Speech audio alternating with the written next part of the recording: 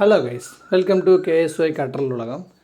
இன்றைக்கி நம்ம என்ன பார்க்க போகிறோம்னா, நாணயங்கள் சார்ந்து கொஸ்டின்ஸ் பார்க்கலாம். ஆங்கிலேயர்களுக்கு முகலாய பண நாணயத்தை அச்சடிக்க பம்பாயில் அனுமதி அளித்தவர் யாருன்னு பார்த்தீங்கன்னா பாருக் சாயர்.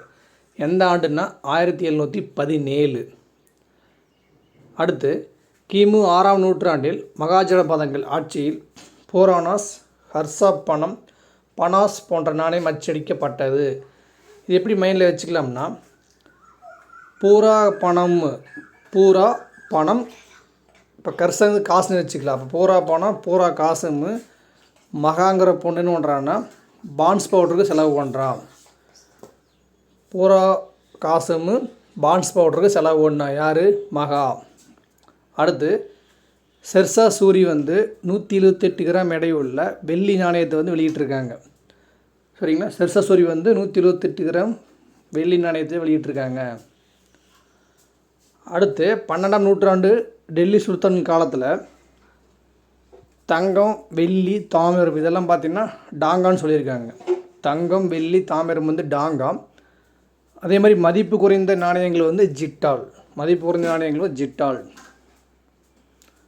அடுத்தது ஆங்கிலேயருக்கான நாணய முறை. தங்க நாணயம் கரோலினா, வெள்ளி ஏஞ்சலினா, செம்பு கப்ரோன், வெண்கலம் டென்னி.